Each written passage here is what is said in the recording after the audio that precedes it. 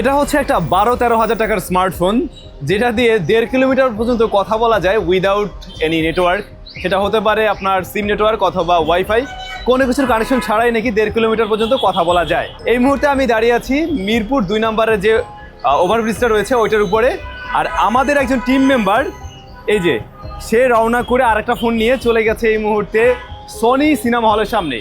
এখান থেকে সনি পর্যন্ত একদম 1 কিলোমিটার। হ্যাঁ, তো ও এই মুহূর্তে আমাদের কলে আছে।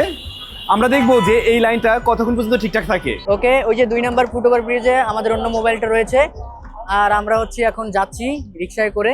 আমাদের পিছনে ফুটওভার ব্রিজ, আর এই যে আমাদের কল কানেক্টেড আছে। এই মুহূর্তে লিওন রয়েছে মোটামুটি জনতা হাউজিং এর কাছাকাছি বোধ হয়, বাট এখন পর্যন্ত লাইন ঠিকঠাক আছে। লিওন, তুমি কি আমাকে শুনতে পাচ্ছ এখন? হ্যাঁ হ্যাঁ, আমি এখন শুনতে পাচ্ছি, কথা শোনা যাচ্ছে। হ্যালো। হ্যাঁ হ্যাঁ, আমার কথা শোনা যাচ্ছে।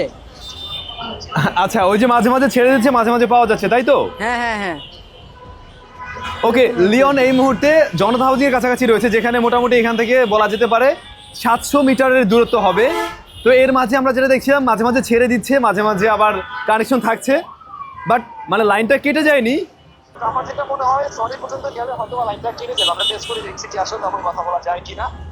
আর ঢাকার মতো জায়গাগুলোতে যেখানে হেভি অবস্টিক্যাল রয়েছে সেই জায়গাগুলোতে একটু প্রবলেম করবে, বাট ফাঁকা যদি ফিল্ড হয় তখন হয়তো আপনি সর্বোচ্চ 1 কিলোমিটার প্লাস প্লাস পেতে পারেন। যদিও ওরা ক্লেম করছে যে এখন 1.5 কিলোমিটারের মতো পাওয়া যাবে, তবে সেটা শুধুমাত্র একেবারে ফাঁকা এরিয়াতেই হতে পারে। এরকম অবস্টিক্যাল থাকলে আমার মনে হয় না যে সেটা আসলে খুব একটা সম্ভব হবে, বাট এটা কাজে লাগবে এই ফিচার। বিশেষ করে সিঁড়ি ঘরে, লিফটে রয়েছেন, আন্ডারগ্রাউন্ডে রয়েছেন, তখন কিন্তু কাজে লাগবে। আচ্ছা, এটা হচ্ছে টেকনো স্পার্ক গো 3। আসলে এটা একটা বাজেট ফোন।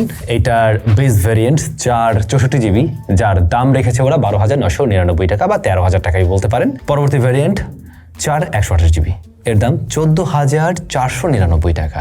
এইটা তো অন্তত 6 জিবি হতে পারতো না? ওটাই তো হওয়া উচিত ছিল। কি আর করবেন, সব জায়গায় দাম বেড়ে গেছে।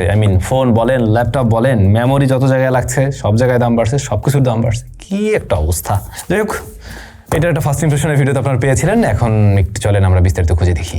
ফার্স্ট অফ অল, এই ফোনটা দেখতে দেখতে খারাপ না, দেখতে সুন্দরই আছে। মোটামুটি নতুন ডিজাইন পাবেন, প্লাস্টিক বিল্ড, হালকা আছে, এক হাতে নিয়ে সহজে ব্যবহার করা যায়, খুব বেশি মোটা না। 3.5 মিলিমিটার হেডফোন জ্যাক যাদের দরকার হয়, হ্যাঁ ওটা আছে। সাইড মাউন্টেন ফিঙ্গারপ্রিন্ট স্ক্যানার বডির সাথে ইমপ্লিমেন্ট করা, মানে হোম বাটন ইমপ্লিমেন্ট করা, মোটামুটি ফাস্ট, অ্যাকুরেট, কিছুটা অ্যানিমেশন ডিলে আছে। এছাড়া ডিসপ্লে সাইডে আসলে আমরা লোয়ার চিন মোটা দেখবো, এই প্রাইস পয়েন্টের ম্যাক্সিমাম স্মার্টফোনের মতোই। প্লাস এখানে আবার একটা ওয়াটার ড্রপ নজ দেখছি, এটা আমরা সবসময় আশা করি পাঁচল কাট আউট, কম দামি ফোনেও সেটাই চাই হয়তোবা, বাট কিছুই করার নেই। আপাতত এই লুকে সন্তুষ্ট থাকতে হচ্ছে আপনাকে। IP64 এর রেটিং রয়েছে, টুকটাক পানির ছিটাফোটা লাগলে সমস্যা হবে না আপনার এই ডিভাইসে। ডেডিকেটেড সিম কার্ড স্লট রয়েছে এখানে।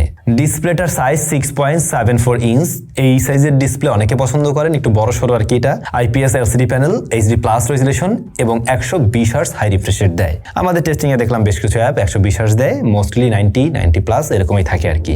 টাচ রেসপন্স এমনিতে ভালো, যেহেতু এটা HD+ রেজুলেশনের, কাছ থেকে দেখতে গেলে আপনার কাছে ডিটেল কম মনে হবে এবং আপনি শার্পনেসের ঘাটতি আছে এটা বুঝতে পারবেন আর কি।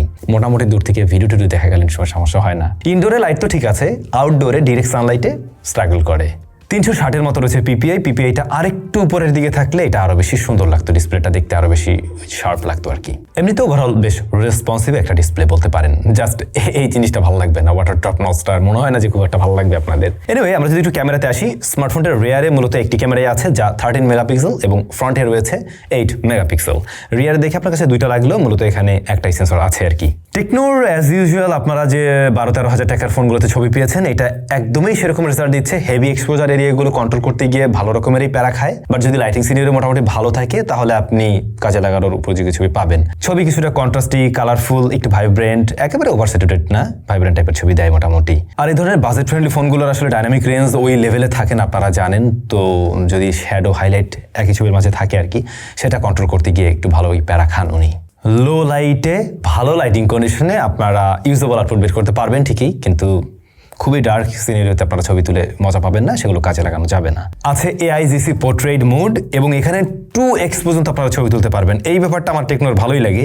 ওরা একেবারে কম দামি ফোনেও দেখেন 2x এর একটা ব্যবস্থা রাখছে। হ্যাঁ, 2x এ গেলে পরে আমরা একটু সফট ছবি পাই, এটা সত্যি, কিন্তু ভাই অনেকের কাছে এই 2x এর ছবি ভালো লাগবে। বডি শেপটা দেখতে পারফেক্ট লাগে এজ ডিরেকশনও ভালো লাগে, প্লাস ব্যাকগ্রাউন্ড ব্লারনেসটা একটু কম আর্টিফিশিয়াল লাগে, দ্যাটস ওয়াই অনেকেই পছন্দ করে। আমার কাছে এটার পোর্ট্রেট মোটামুটি ভালো লেগেছে প্রাইস পয়েন্ট অনুযায়ী। ফ্রন্ট ফেসিং ক্যামেরাটা ভিডিও কলিং টুলিং এর জন্য ওকে আছে, ভালো লাইটিং কন্ডিশনে আপনি ইউজার আউটপুট বের করতে পারলেও লো লাইটে এটাও কিন্তু খুব একটা ভালো রেজাল্ট দেয় না। আর এই ধরনের ফোনগুলোর ভিডিও কোয়ালিটি খুব একটা হামারি লেভেলের হয় না, এটা তো আপনারা অলরেডি জানেনই। প্রসেসর হিসেবে রয়েছে ইউনি এসওসি T7250 আর এটা রান করছে অ্যান্ড্রয়েড 15-এ হাইওয়েস 15। বলছিলাম 464 এবং 128 জিবি ভ্যারিয়েন্টে পাবেন এই ডিভাইসটা। যাদের একটু স্টোরেজ বেশি দরকার অবশ্যই 128 জিবির দিকে গেলে ভালো, কারণ স্টোরেজ এই ধরনের ফোনগুলোতে যত বেশি আটকে ফেলবেন ফোনগুলো লং টার্মে স্লো করতে থাকবে। এখন এখানে যে এসওসি রয়েছে এটা একেবারে একটা বেসিক, একেবারে এন্ট্রি লেভেলের একটা এসওসি, যা আপনার ডে টু ডে টাস্ক ঠিকভাবে সামলাতে পারলেও খুব একটা হেভি প্রেশার নিতে পারবে না। দ্বিতীয়ত যারা মাল্টিটাস্কিং অনেক কাজ করেন তাদের জন্য কিন্তু দারুণ হবে না। একে তো র্যাম কম আছে 4 জিবি, সেই সাথে এখনকার অ্যাপগুলোর কিন্তু মোটামুটি ভালোই কনজিউম করে। সবকিছু মিলে আপনি অ্যাট এ টাইম ধরতে পারেন 2 থেকে 3টা অ্যাপ্লিকেশন ব্যবহার করছেন, এটা স্মুথ রেজাল্ট দেবে। বাট এর বেশি করতে গেলে কোনোটা ক্র্যাশ করবে, আইদার স্লো করবে, তখন আরেকটা অ্যাপে সুইচ করতে যাচ্ছেন, দেখবেন যে একটু ল্যাগ দেখাচ্ছে, একটু টাইম নিচ্ছে। হ্যাঁ, সেই বিষয়গুলো আমরা ফোনে পেয়েছি, তবে কখনো ফ্রিজ হয়ে যেতে, রিবুট নিতে, অতিরিক্ত হিট জেনারেট করতে এরকম প্রবলেম পাইনি। এটা বাজেট ফোন হলেও এর মাঝে কিছু ব্লোটওয়্যার ওরা দিয়েছে, বেশ কিছুই দিয়েছে, হট গেমস, হট অ্যাপস, এর বাইরেও আরও অনেকগুলো আছে যেগুলো আপনাদের আমার মনে হয় না যে খুব একটা প্রয়োজন হবে। প্রয়োজন না হলে ইনস্টল করে নিন, সেক্ষেত্রে র্যাম স্টোরেজ বোথ বাঁচবে এবং আপনার ফোনটা লং রানে ইউজ বললাম আবারও বেটার রেজাল্ট দেবে, বা ডেইলি ইউজেসে আপনি একটা বেটার রেজাল্ট পাবেন। না, গেমিং টেমিং করে মজা পাবেন না এখানে, 2D টাইপের গেম টেম খেলে একটু সময় কাটাতে পারবেন, ওটুকু নিয়েই সন্তুষ্ট থাকতে হচ্ছে আপনাকে আপাতত। ডেডিকেটেড স্লট থাকাতে আপনারা মেমোরি কার্ড ব্যবহার করতে পারবেন, কিন্তু আমার সাজেশন ভালো মানের মেমোরি কার্ড অবশ্যই ব্যবহার করুন। ব্যাটারি 5000 mAh অ্যান্ড এই ডিভাইসটা 15 ওয়াট পর্যন্ত চার্জিং সিস্টেম সাপোর্ট নেয়, বাট দুঃখজনক হলেও সত্য এর বক্স আপনারা পাবেন 10 ওয়াটের একটা চার্জার, যে বিষয়টা আমাদের শর্টসে বোধ হয় বলা হয়নি, বলা হয়েছিল 15 ওয়াট সাপোর্ট নেয় জাস্ট এই পর্যন্তই। এখন এই 10 ওয়াট দিয়ে তো কমানো হলো, এর চাইতে একবারে যদি 15 ওয়াটটা দিয়ে দিত বক্সের মাঝে, এমনিতে তো ফোনের দামটা অনেক বেড়ে গেছে, সেই অনুযায়ী আমরা রেসপেক্ট পাচ্ছি না, তো অ্যাটলিস্ট ওরা এখানে চার্জারটা একটু বড় দিতে পারতো। এখন ব্যাকআপ আপনি ভালো পাবেন কিন্তু স্লো চার্জ হবে। ব্যাকআপ মোটামুটি বলতে পারেন এই স্মার্টফোনটা একদিন প্লাস টাইম সহজেই ব্যবহার করতে পারবেন, যেহেতু HD+ রেজলিউশনের ফোন, তো এটা বার্ন একটু কম করে, মানে ব্যাটারি বার্ন কম করে। তো যারা একেবারে নর্মাল ইউজার রয়েছেন প্রায় 1.5 দিনের কাছাকাছি গেলেও, যারা একটু হেভি ইউজার একদিন চালাতে পারবেন, একটু হয়তো থাকবে 20% 15% এরকম। স্পিকারটা সিঙ্গেল, এখানে স্টেরিও থাকলে তো আরও ভালো হতো। অনেকেই কম দামি ফোনেও মাল্টিমিডিয়া কনজামশন করে অনেকেই, তো তাদের জন্য একটু সুবিধা হতো আর কি। এমনিতে এই স্পিকারটা লাউড ক্লিয়ার, সাউন্ডটা একেবারে ফুল ডেপথ ওরকম না আর কি। আর নেটওয়ার্ক কানেক্টিভিটিতে কোনো প্রবলেম নেই, সে জায়গাগুলো ঠিকঠাকই আছে, আমরা বোথ কানেকশন ঠিকঠাক পেয়েছি। এখন দেখুন ফোনের দাম তো বেড়ে গেছে, কিছু করার নেই, সব ফোনের দামই বাড়ছে। কেন বাড়ছে এই প্রসঙ্গে ভিডিও আছে আমাদের, আপনারা জানেন। বাট তারপরে আমি বলবো কোম্পানিগুলো একটু প্রফিট মার্জিন ছেড়ে দিয়ে হলেও, গভর্নমেন্ট একটু ট্যাক্স কমিয়ে হলেও আসলে এমন একটা জায়গায় আনা উচিত, কারণ এই ফোনের ব্যাপারটা হয়ে গেছে কি, এটা তো আমাদের রেগুলার লাগছে, প্রয়োজনে লাগছে। সো এটা ছাড়াও আমরা থাকতে পারবো না, আমাদের কিনতেও হবে। বাজেট ফোন নর্মালি যারা কেনে এদের কিন্তু দেখা যায় যে বেশ কষ্ট করেই কেনে, অনেকে এরকম অনেকে আছে, অনেকে সেকেন্ডারি হিসেবে কিন্তু তাদের হিসাবে আলাদা, বাট অনেকেরই আছে প্রথম ফোন, অনেকে খুব কষ্ট করে কিনছে। সেই জায়গা থেকে একটু ভালো কিছু পেলে সুবিধা হয় সবার জন্য। টেকনোর এই নতুন ফোন আপনাদের কাছে কেমন লাগলো সমগ্র দিক বিবেচনায় কমেন্ট করে জানাবেন। সবাই ভালো থাকবেন। কোন কোন বিষয় কমতি আছে আমি তো শেয়ার করলামই, আপনার সাথে ম্যাচ না করলে আপনি না কিনুন, যদি মনে হয় আপনার জন্য ওকে দেন ওকে। দেখা হচ্ছে নতুন ভিডিওতে।